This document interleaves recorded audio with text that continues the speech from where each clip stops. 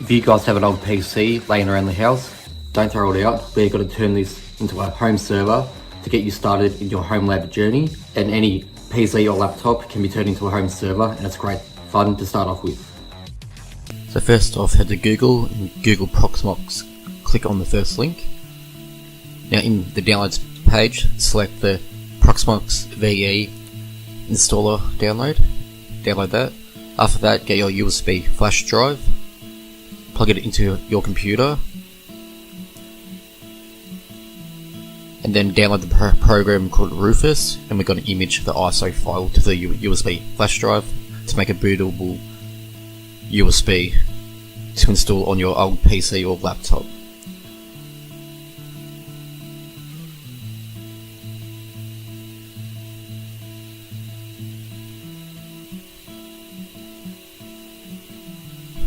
This normally takes a few minutes, so just be patient, just let the image write to the flash drive.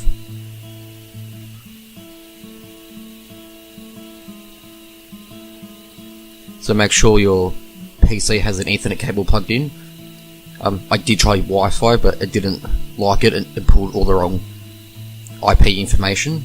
So just make sure you have an Ethernet cable plugged into your laptop or PC to pull the right network information. It just saves time and trouble. So just boot up to that USB flash drive, and now you're welcome to the installer. So go to the license. Now you can choose what hard drive the ISO will be installed to, and here you can choose your file system. This is all up to you, but if you're not sure, just stick to default. So choose your time zone and country.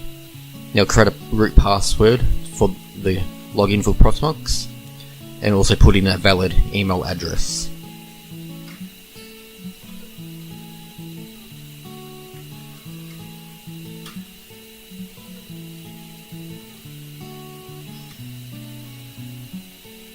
Now because your Ethernet cable is plugged in, it will pull the information from your network, and for your host name, put whatever you want, but just put .local.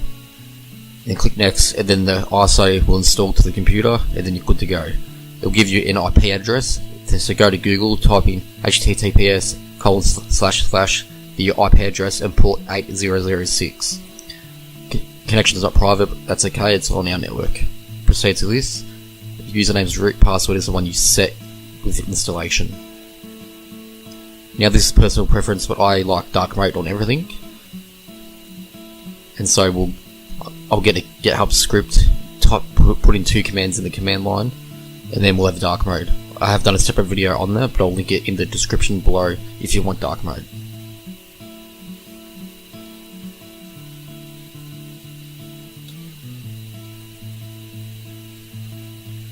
Now because I'm installing this on an old laptop I had laying around, I want the lid shut so I can put the computer down and put it away in a closet or on the bench or on my desk, but I don't want it open because there's no point. That's the point of the server, so you don't see it.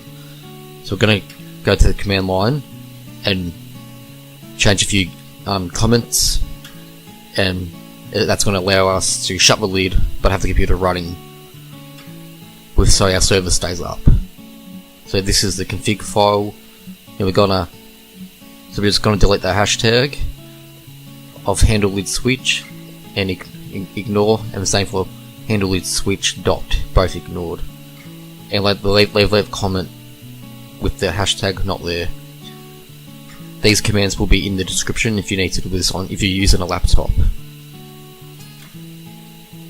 Now we're now going into a login service, and then we're gonna go nano into the grub, so we can set the console blank, and then after this we'll update the grub settings, and then we should be able to shut the lid.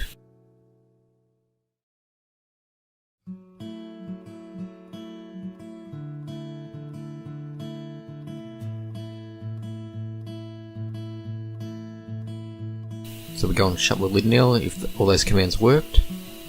Then refresh this and see if it works.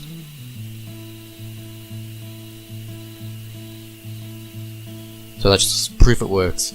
So this is a basic setup for an old PC or a laptop for a home server to get you started in your home lab. Thanks for watching, and we'll see you in the next video.